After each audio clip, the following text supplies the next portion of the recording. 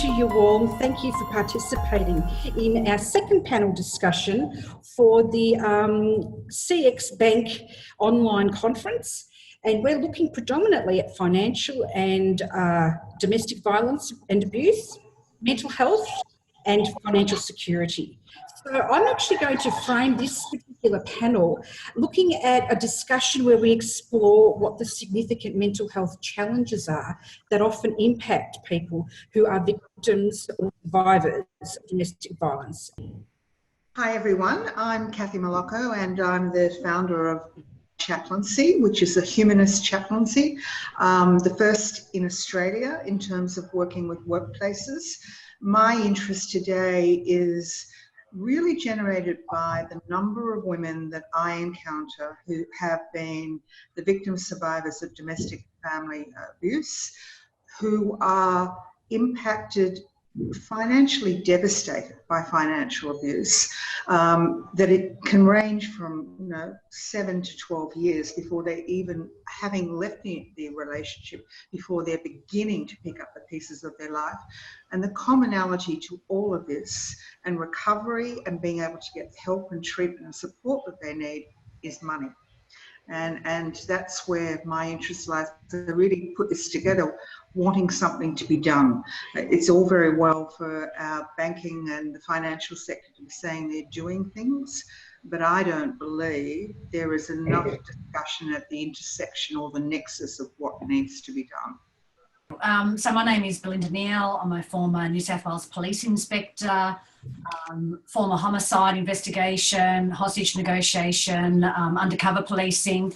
As a result of an 18-year police career, I medically retired with post-traumatic stress disorder.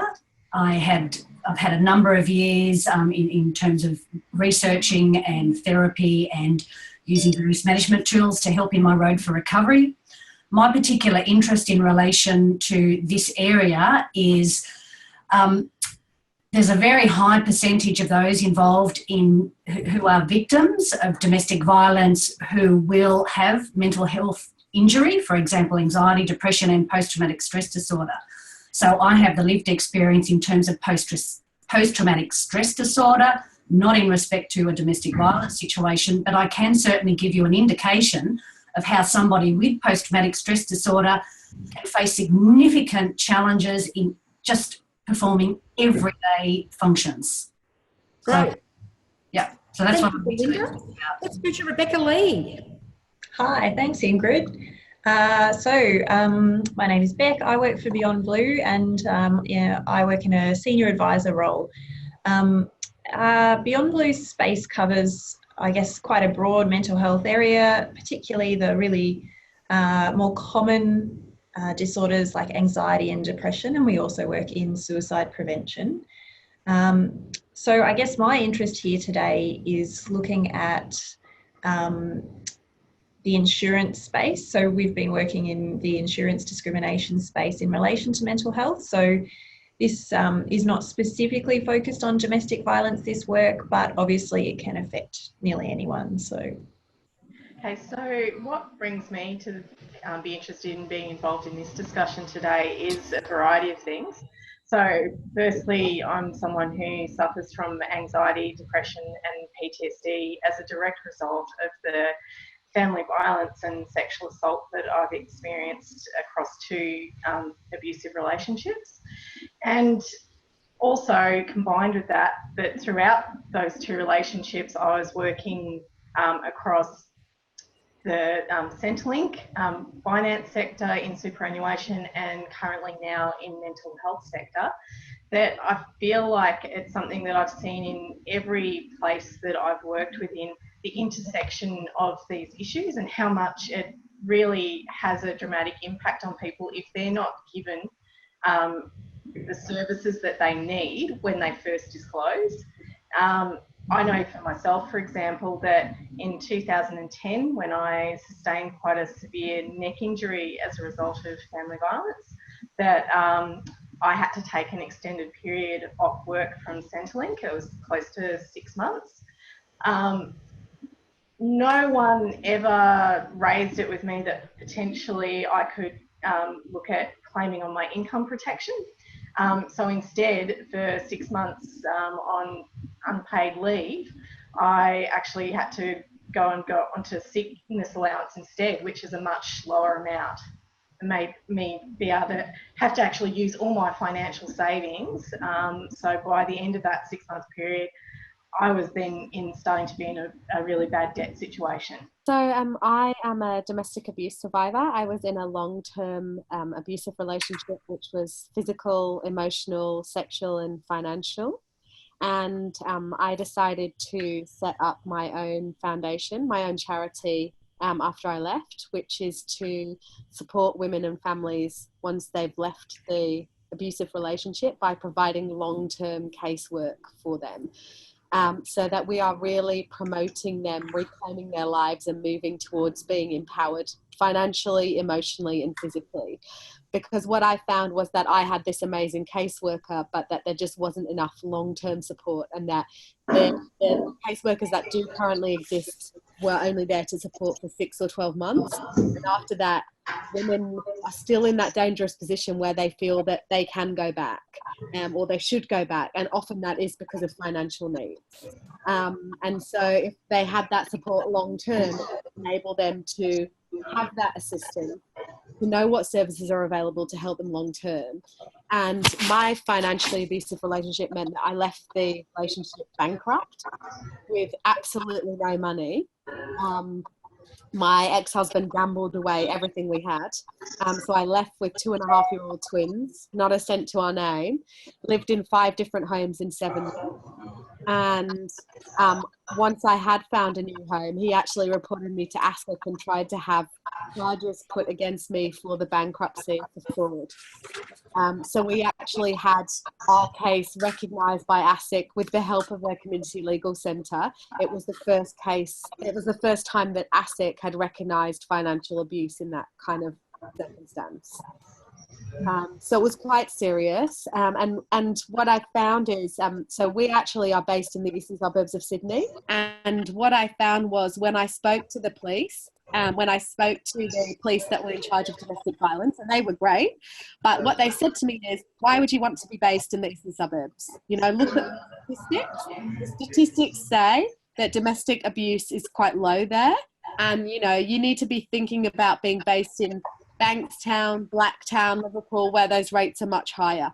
And I basically said, I don't believe those statistics, and I'll tell you why they're not true, and they're not reflective of what actually goes on. One is because a lot of the abuse that happens isn't necessarily physical, it's emotional and financial.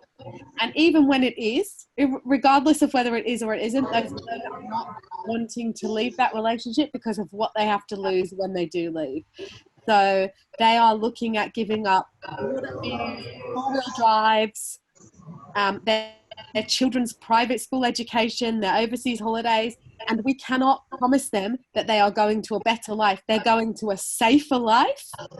But if they are used to living that life where they don't work and there's plenty of money around, or there's at least money to pay for their children's education and everything their children want, they know that the possibility and the likelihood is they're going to be dragged through the courts for years, and he's going to continue to punish them through systematic and financial abuse for the next few years. And that's a really hard thing to have to face up to.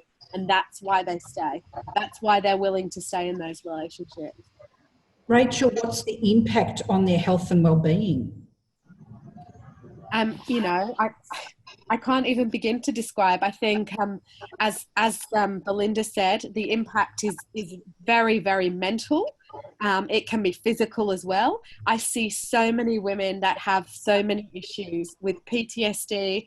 I left my abusive relationship with IBS purely from living in such a stressful relationship for so long. And that's, once you have something like that, it's not the kind of thing you can get rid of. But the PTSD that occurs from living in those relationships is probably the worst thing because it's so long lasting and it's impacting on you for the rest of your life. Thank you, Rachel. Kathy, I was going to ask you, in your particular work, what sort of domestic violence and financial abuse cases have you seen?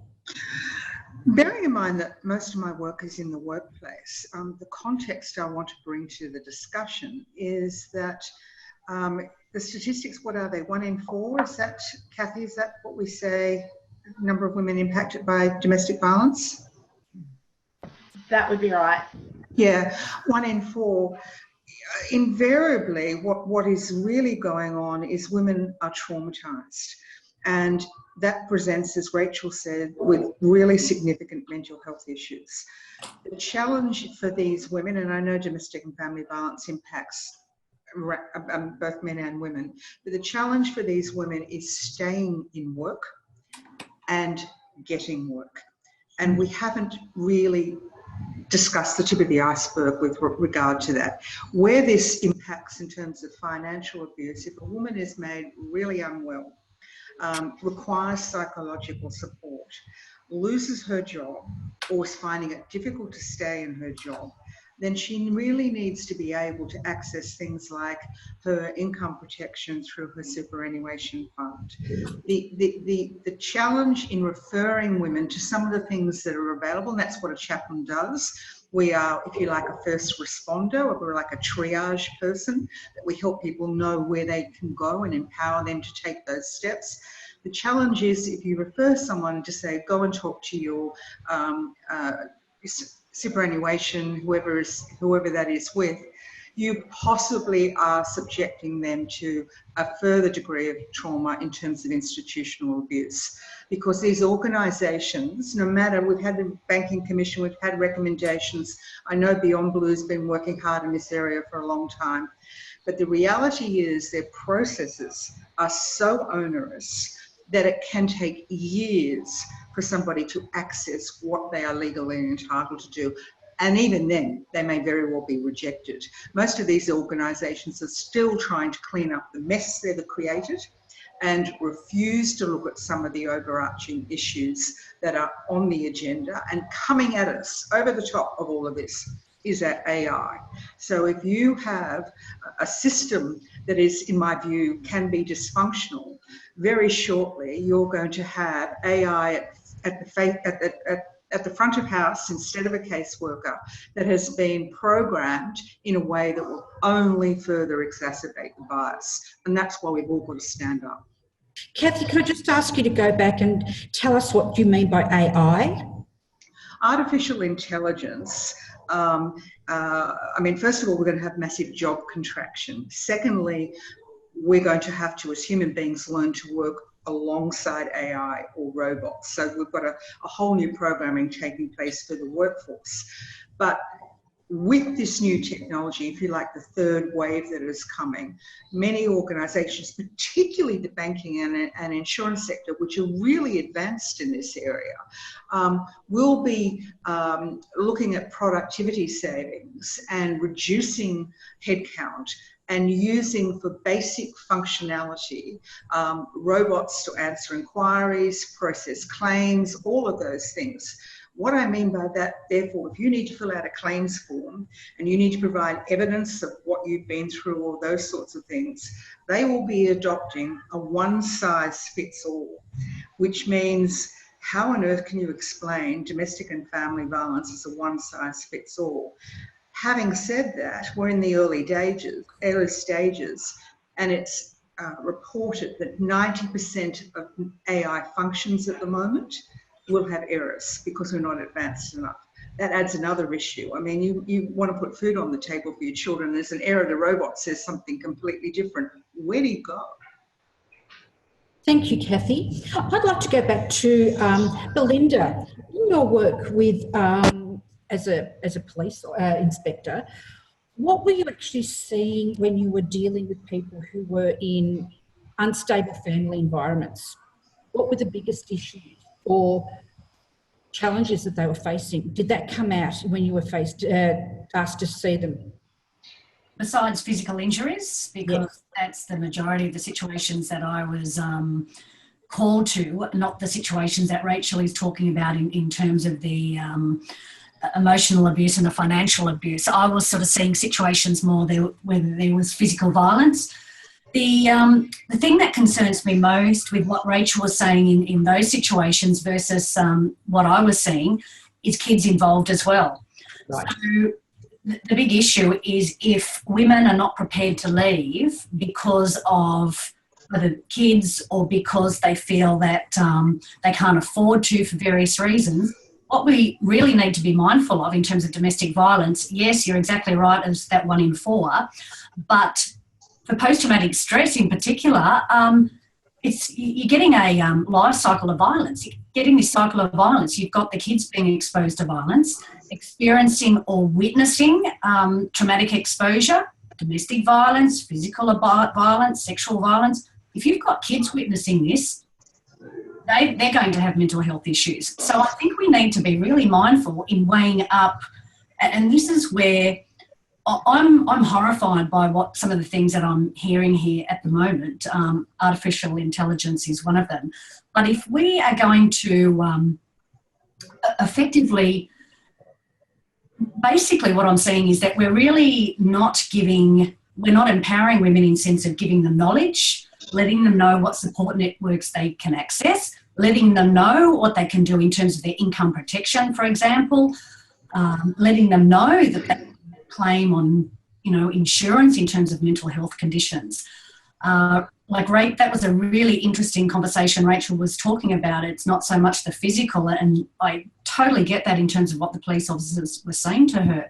But when you're looking at emotional abuse and financial abuse, if people don't know about this sort of information, if they don't realise that that's abusive behaviour and shouldn't be tolerated, then they're going to stay in these situations. We're going to keep perpetuating that cycle of domestic violence. This is what really concerns me. How are we actually teaching people or giving people this sort of knowledge that it is not appropriate, and then giving them the skills and the support networks that they can go to, like Rachel's support network? That's exactly it, Belinda. I feel like I've always advocated and said I never ever want to hear one woman justify and say, but he never hit me. And I feel like, and this isn't disrespectful to the police, it's the way that our systems are set up. But you can't call the police and say, he's been saying all of these things to me and he's only letting me have $50 a week. Can you come and take out an AVO against him? Because they don't have the power to be able to do that. And, what are we doing in our systems that say, until he lays a finger on you, we can't actually touch him? And so, you've got to make that decision to leave on your own. Women feel like as long as he doesn't hurt me, I can deal with the nasty stuff that he's saying, or the way he's treating me, the way he's emotionally abusing me, the way he's threatening me. And the reality is that's what gets you long term. It's not a joke to say the physical scars go. And when I left, I could not tolerate being touched by any male, but I can now. But those emotional scars are still there, and they will be for a long time. And there's women that are 5 years, 10 years down the track who are still reliant on services because they haven't been helped to be empowered towards independence, because they haven't been given the right support and guidance. But there's women that are still in those relationships years later because they don't know how to get out, and they don't feel that there's an option to get out. We have to do more to financially support them. And it's not just about throwing money at them. Your point that you raised, that Beck had said about the banks giving out money as an emergency fund is such a valid point. It's really important that there's services like that. Unfortunately, we know that there's one major bank that were doing that, and there was so much of an influx of need for support, they ran out of money. They didn't have anywhere near enough to give out. They hadn't budgeted enough, and they ended up just giving out food vouchers. And while that's great, that you can get in that situation is fantastic, it's not enough. And exactly what Kathy said, Kathy Oddy said, it goes back to that first contact. So if you make a call, if it's to your financial service and they're not supportive on that first call, you may never call anyone else for a very long time or until it's too late.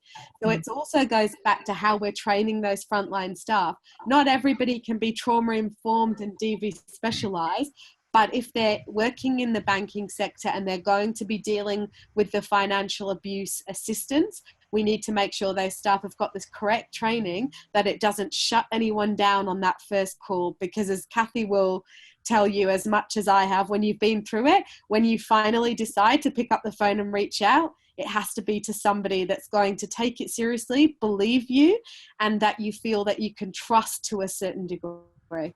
I completely agree, Rachel. And in fact, it's aside from my own personal lived experience, it's something that I saw that dynamic play out over and over again, particularly in my 7 years at Centrelink, and also within my years working in superannuation. To be honest, people who are disclosing their financial difficulties, and mostly it was women, that for me was when often you'd get the red flags that there was actually something else going on. Because an example that I very much recall is a woman calling through and saying that her partner was not allowing her to buy cream that she needed for a skin condition or sanitary items, but she was justifying that, going, oh, but that's just normal behaviour, isn't it? And that's why it's so important that regardless of what sector you're in, that when you're hearing these sort of things that are clearly red flags, that you're actually naming the issue and also doing a bit of sensitive inquiry, so that you're saying, what you're telling me is not okay. Tell me a bit more about what's going on at home for you. And often it'll be you've uncovered that there's actually a lot more other types of abuse going on. If I could just jump in there, because I know Beck will want to talk to this, but I actually encounter women who have been through what Rachel and Kathy have been through, who then try and claim some support through their income protection, through their superannuation. And I know of instances where the insurer has then put those traumatised women under the added pressure of putting them under surveillance. They've actually made them sick. And there is no recourse for these women because there's no way, they're not accountable to anyone. Yeah, I mean, I don't know that I can add too much more, but I agree. I mean, certainly that was some of the behaviour that we heard about last year when the Banking Royal Commission looked at insurers and quite fortunately looked at the way insurers responded to people who had tried to claim on mental health grounds. Certainly, we know that people who do claim for mental health reasons generally go through a longer claims process than people who are making physical health claims. And I mean, that alone is really difficult when you are in a period of high stress. The last thing you want is an extended claims period. So, Rebecca, could I just ask you, why do you think that there is such a division in the insurers around physical and mental health and how they deal with each of those areas? Well, look, I guess if you think of us as a society, you know, it's only really been in more recent times that as a society we've got a better understanding of mental health and mental health conditions. Whereas, you know, I suppose in terms of physical health, different physical health conditions, as a society, we've been much more literate for some time. So in some ways, I think really the I guess approach from insurers is not dissimilar. It does somewhat mirror what we as a society have done, but I really think now we've reached a point where us as consumers, our expectations have lifted and the practices haven't really changed. I guess what we see is mental health conditions bundled all in one. And as most people know, something like, you know, anxiety, particularly anxiety that you might experience for a couple of years in your early 20s and seek treatment or support of some kind and recover from, is quite different to someone who might experience a more severe and enduring mental health condition like schizophrenia, or even something like PTSD, which is something that, you know, is not, there's no overnight fix for. So there's just not that acknowledgement of complexity that we see. And we get it. Insurers are businesses; they have to make a profit somehow. But I really think that there is so much scope for them to improve the way they acknowledge and therefore offer products around mental health. And I mean, there's so many people out there who they could be reaching if they did have more sophisticated options available. Rebecca, could you go back and just give us a bit more of a context around what we mean by the types of insurance context that people are finding difficult to access with mental health problems? Yeah, sure. I mean, I can speak to the areas that, Beyond Blue has focused our work on. So generally we're talking about the general and life insurance industry. So things like travel insurance products at one end of the spectrum, income protection, total and permanent insurance, and life insurance. So even someone who might have a history of depression or anxiety might find it difficult to take out travel insurance for a holiday, right through to, things that really have much more of a major impact on your life, like income protection at a time of need. And there is that requirement to actually disclose if you have a mental health problem. So doesn't that sort of set up to have a situation where it doesn't actually encourage people to disclose a pre-existing condition or a vulnerability? Exactly. And that's one of the things that we have seen in practice in terms of the community contacting us and sharing their experiences with us, is that people are either reluctant to disclose that condition at the time of applying for insurance, which might set themselves up to pay for insurance for years on end, only to have that product avoided when they need to make a claim. The system just doesn't support them to be honest about it. Or you might have someone who is discouraged from seeking treatment, so that they don't have to pay that higher premium, or they're not excluded from access to a certain type of insurance. So none of them are good outcomes for the people involved, really. Can you share a bit more about Ella Ingram, the young woman that had actually set a precedent both in Australia and worldwide, that she took on the insurer's QBE in her particular situation? Yeah, of course. So, Ella is exactly what we'd love to see happen in other insurance. So Ella was in her final year of school. She had a school trip planned to New York and had taken out travel insurance. Ella had no previous history of mental health condition, but subsequent to taking out the insurance product, but before the trip was due to happen, she developed depression. She was hospitalised for the depression, and in the end, her doctors suggested that she would be better to forgo the trip and to stay in Australia and focus on recovery. And she tried to claim the costs of her, of obviously forfeiting her trip, her airfares and her accommodation and so on, through her insurer, and they denied the claim based on the fact that she was claiming for mental health grounds. I guess her case is not unique, but the fact that she took it all the way through to VCAT, so the tribunal here in Victoria, where others have settled out of session, and ultimately VCAT agreed in Ella's favour and agreed that the insurer had been discriminatory in their actions. I think the best thing out of this case has been that a number of travel insurers have actually changed their policies and procedures so that people who have experienced mental health conditions can now access those types of products.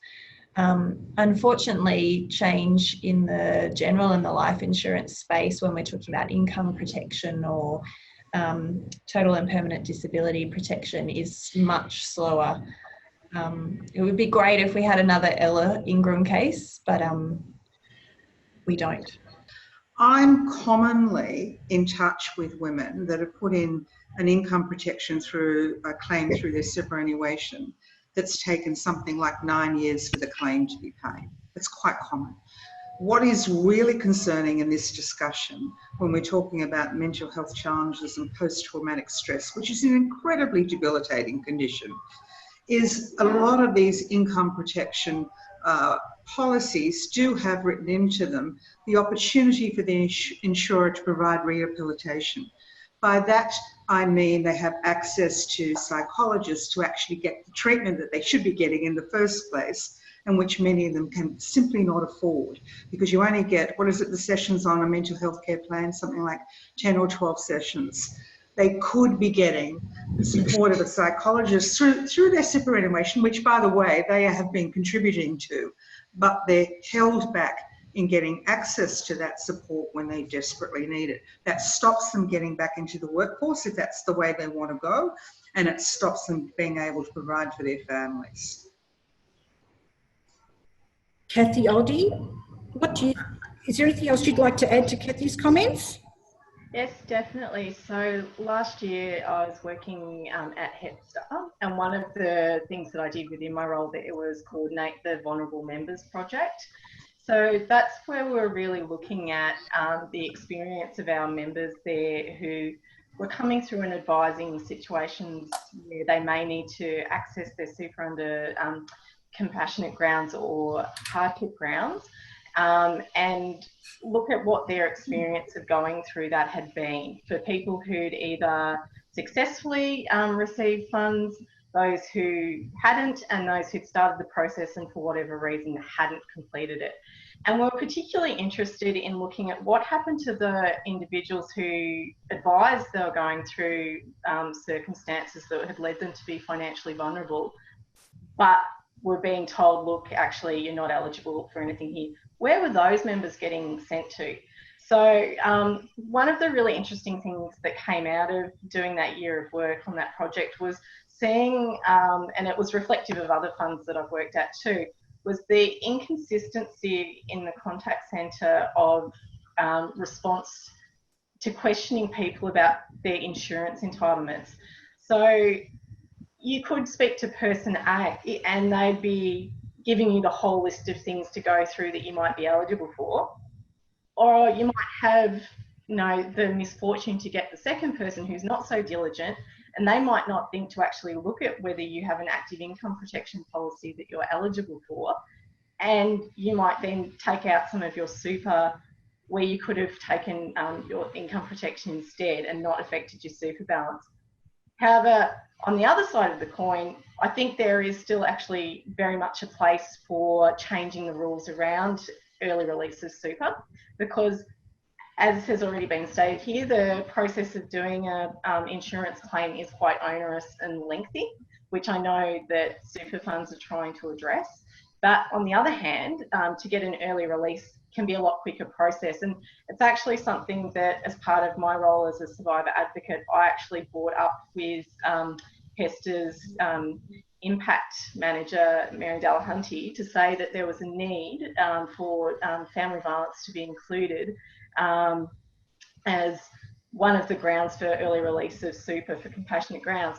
And it was really great to be part of their campaign to put pressure on government to open up a review of that, which that has now been happening over the last year. It's up to the third consultation stage, and it's now even considering whether perpetrators' super can be accessed as a form of victims of crime compensation. And ostensibly that would be that people could access up to $10,000 to be able to leave their immediate situation and start over. And then at the same time be assessed for things like income protection. So we don't know what the government's final decision on that's going to be, but the fact that it's being discussed at a federal government level is fantastic.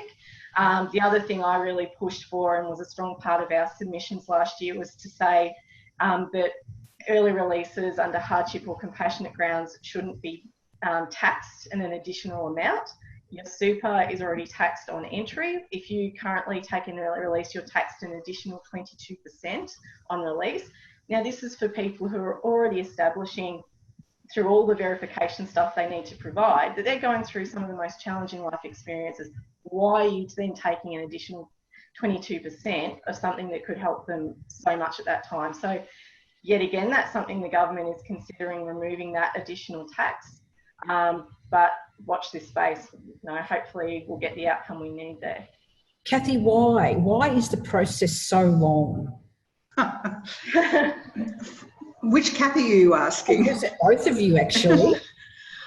I might just jump in and talk about the inadequacies of the front line in the processing.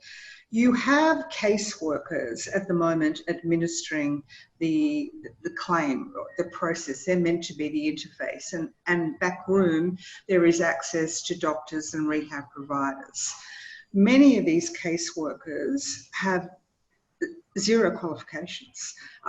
In fact, reports that I've heard of one woman that was going through the most dreadful time with 4 children to feed.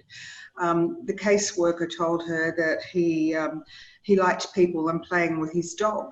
So he had absolutely no experience in mental health and the post-traumatic stress that was presenting herself, and she was getting hysterical and all sorts of ramifications.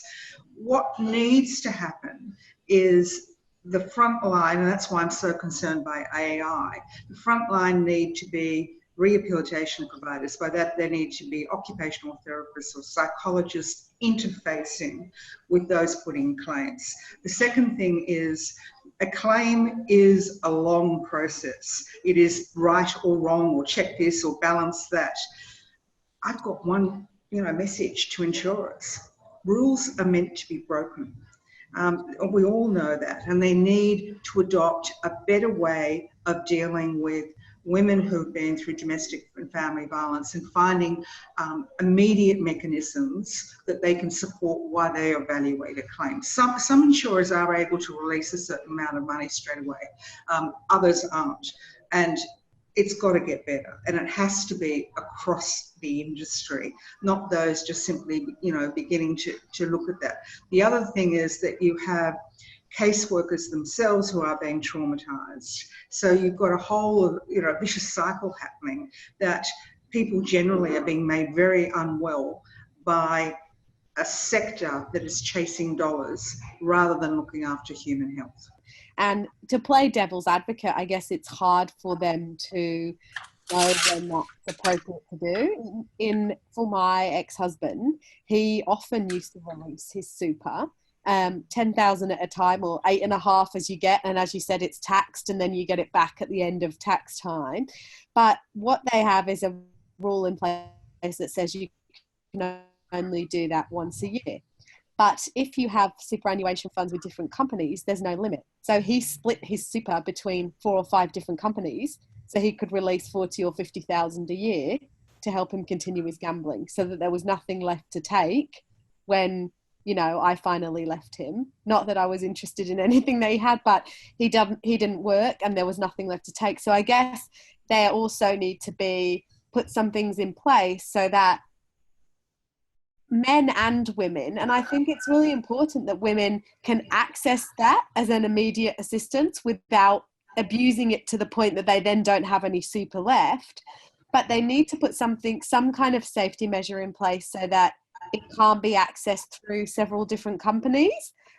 Rachel, can I actually ask you, you mentioned the impacts of this on your life. Can I ask for a bit more detail, if you're comfortable sharing it, particularly from your mental health perspective?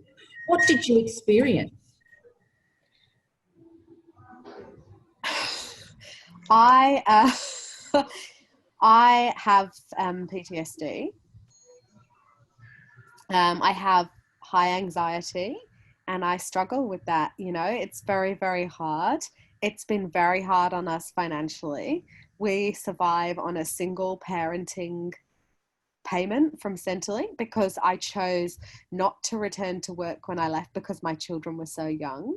I wanted to raise my own children, and I didn't want the fact that I'd been in an abusive relationship and a financially abusive relationship to impact on them any more than it already had. So I chose to live a more basic life so that I could be there for them and you know, parent them the way I wanted to. And I don't think there's any right and wrong in that. You know, I don't disapprove of the women that chose to go back to work full time, and I don't disapprove of those that choose to stay at home. I think you've got to do what's best for you. But mentally it's a struggle. And I think the hardest thing is living with the regret of it. Is that, you know, what's done is done and we can't change that. And we do what we have to do to survive every day that we're in that relationship. And so people ask me, well, you're an intelligent woman. You know, I used to be a primary school teacher. I've got a postgrad. Why would you hand over every cent you had? Why would you keep giving him the money?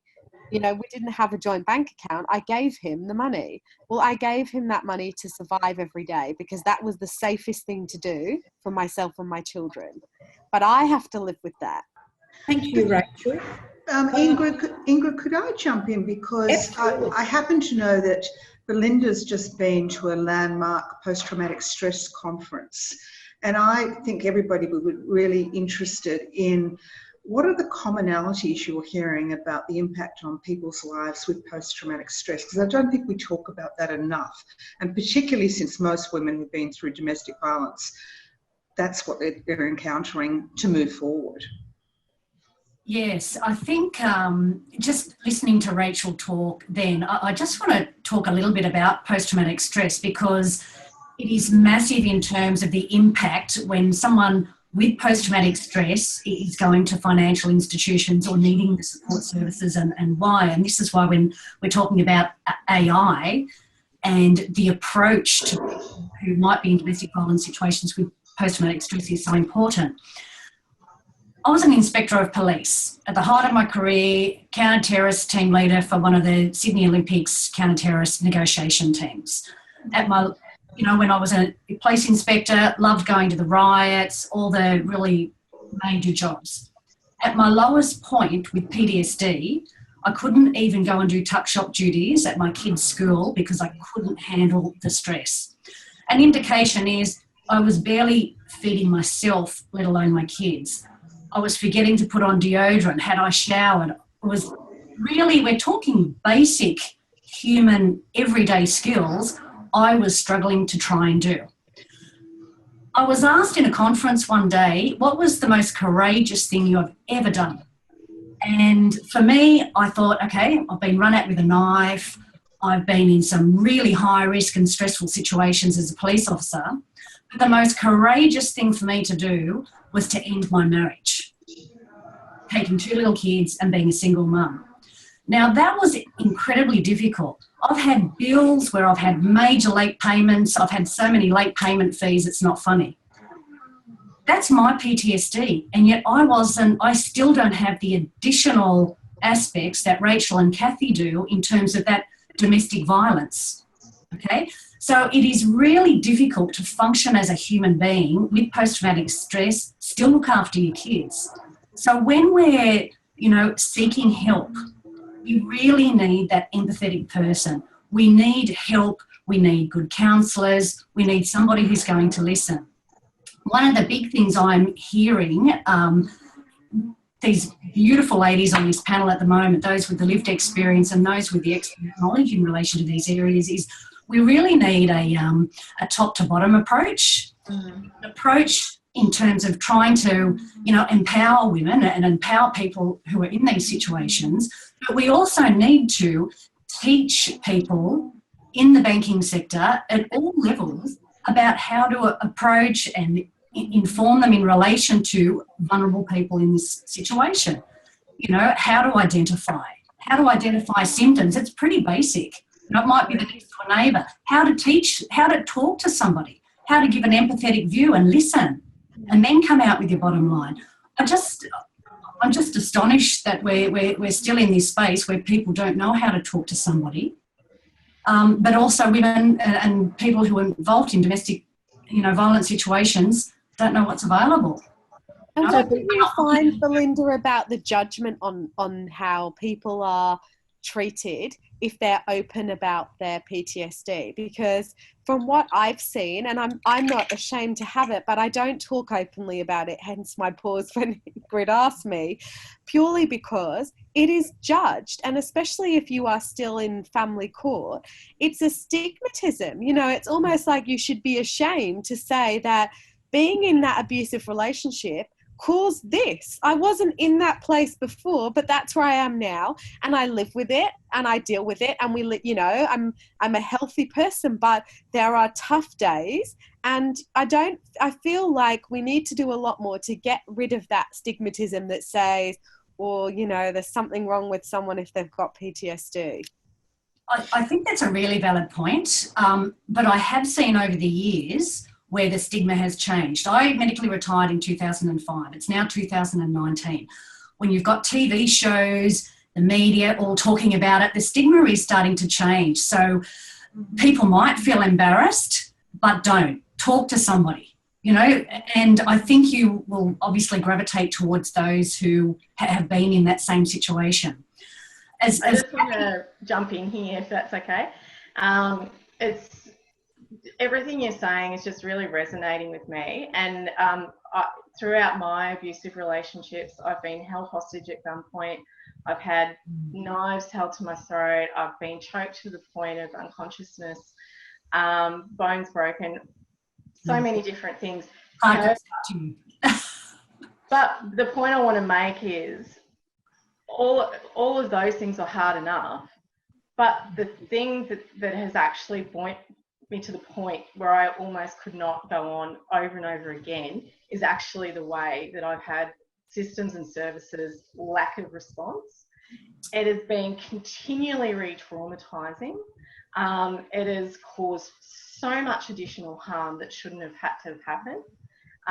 And it takes so little for organisations to actually equip themselves with knowledge to respond effectively and appropriately, that individuals who are going through these experiences shouldn't have to have additional harm caused just by reaching out for support.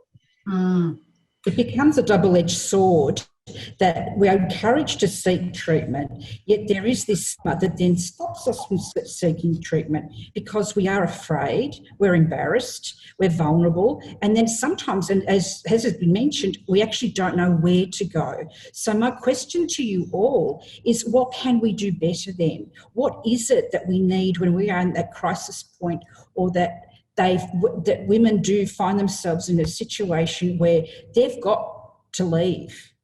Belinda, do you mind if I start with you? Sure. Just also in saying, replying to something Kathy said about the fearless national conversation. In terms of PTSD, it was asked who owned PTSD, and what was really highlighted is that the community owns it. So the community effectively also has to look after people, and if we can look at an approach in this sense. As I said, in terms of what we can do, my view is the top-down, top and bottom approach. You've got to attack it from both levels. We've got to look at how we can empower and give knowledge and support services to people, because quite frankly, what I'm hearing from Rachel and Kathy is that people don't know what is available, they don't have the knowledge, and that empowers people. But I think then your top-down approach is giving the skills to people in the finance industry, in the superannuation industry, how to talk to somebody who might be in this situation, because that makes an absolute world of difference for someone who might be suffering, that empathetic approach. Forget AI, because it is just not going to happen, and you are going to effectively just create more of a problem.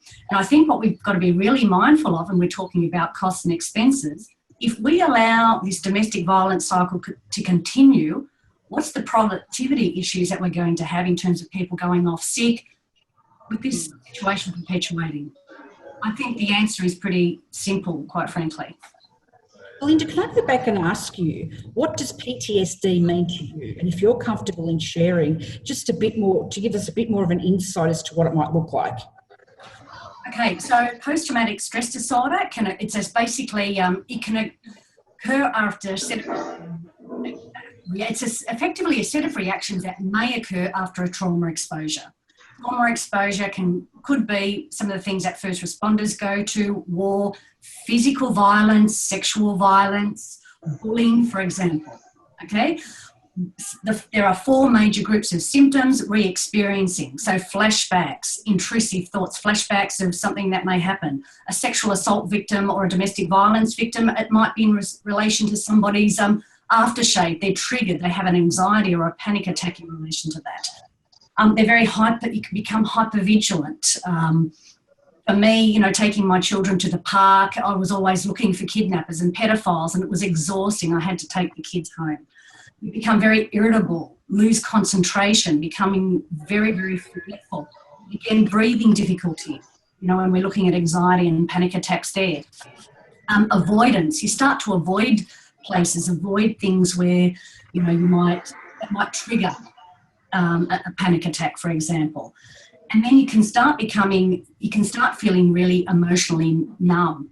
I think in a lot of domestic violence victims who suffer PTSD feel this. You start becoming detached. You can become detached from your own feelings, from family. To me, I got to the point where I wanted to jump off a cliff, where I became suicidal. So for me, the biggest thing was effectively recognising that I had a problem, accepting it, and then doing something about it, and accepting what the mental health professionals told me. For someone in a domestic violence situation, if you are experiencing any of the symptoms, then seek help. Because once you can accept you've got that situation, then you can work on it. I'm in a situation. You talk, Belinda, about the emotional detachment, because one thing that I find with my PTSD is I don't panic when I should. So the week before last, I was making some cupcakes, and for some reason I blended my finger while I was making them. So I was scooping out the butter with one hand, and my other hand decided that would be a great time to turn the blender back on. So my finger was in there, sliced through and through my nail, and there's just no panic. And I actually now have to check in with people to say, so I rang my new partner to say, he's not so new, but new, not a non-abusive partner, to say, at what stage do you know whether you need to go to the doctors or to hospital if you cut your finger open with the blender? Because there's just no panic. And the same if my children have, are out of sight, where other parents may go into a panic mode. And I think PTSD can cause that over panic. I don't panic at all. And it's, kind of trying to find that balance because I'm so detached now from those emotions. So I think that was, a really great takeaway for me in the symptoms that you gave. Rachel, what helps you? What's the support that you need in these times? I think it just depends on what parts of the PTSD are impacting you at the time. But I think really one of the key things is making sure you've got a good support network, whether that's friends or family or a new partner, and also making sure that you've got somebody else that you can talk to. I still have counselling now, and my counsellor is somebody that I can trust. And we say, she laughs and says, you don't need counselling anymore. I say, I just need you there. It's a safety net for me. It's almost like I go and have a chat with her once a month. And it's not so much a counselling session as somebody that I know, knows my background, understands me, and also that I don't have to ask her about her day. Because when we have a conversation with a friend, if we just talk about ourselves, we end up feeling guilty and thinking, oh, I never asked them how they're doing with this or that. With a counsellor, you don't have to feel guilty because they're just there to listen to you. So I think it's making sure that you've got a professional that you can check in with, whether that's once a month, once every 3 months, once a year, that you know that they're always there. And also making sure that you've got that support network that if you're having a bad day, you can check in, and that you've got your methods. We talk about doona days. If you know you've got something that's going to traumatize you, if you're going to a conference or you're going to go to a talk or you're working with a corporate and you know that it's going to be a tough day, making sure that you do the self-care, whatever it is that works for you, whether it's a doona and Netflix day, going for a walk to the gym, make sure that you're looking after yourself. Rachel, that's a fantastic message. I think that's actually a great point for us to come now towards the end, given we've been having this really great conversation. But before I close this meeting, I'd just like to go around to everybody and just say thank you so much for being brave and courageous and sharing your lived experiences. There is such a powerful message in each and every one of the journeys you've been through, and hopefully those that need to listen will actually sit with you and work with you to actually improve the system and the process for others in the future. So I'd actually like to ask each of you for one final comment or recommendation as to what we as a community can do to help people going through this situation. Kathy Malako, I might start with you. I think what I would like to get across is I think the banking and finance sector needs to stop thinking about domestic and family abuse as a corporate social responsibility issue for their organisations, and needs to start addressing it from a shared value that they can turn around and say, how can we as a sector solve the financial abuse issues that are constantly co-presenting and support women and children of Australia.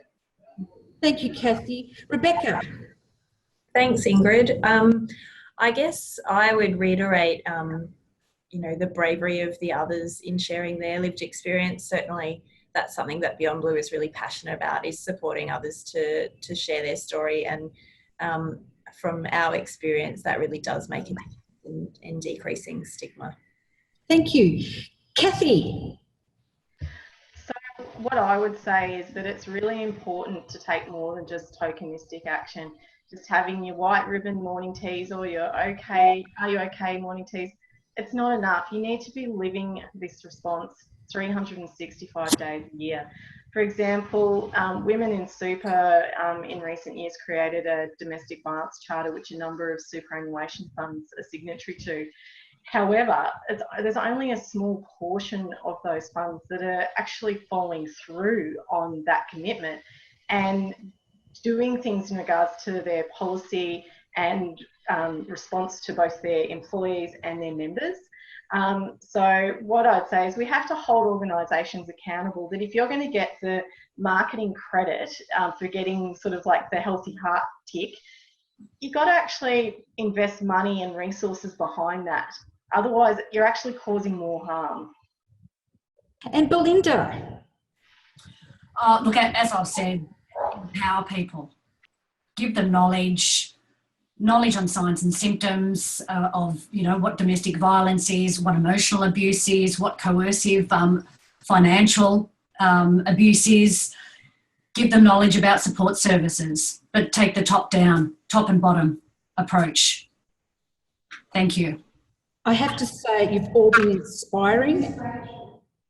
Rachel. Oh, there was Rachel. I've said so much, I don't feel like I need to say anymore, but I think exactly what Kathy's saying is, it's about making sure it's not tokenistic.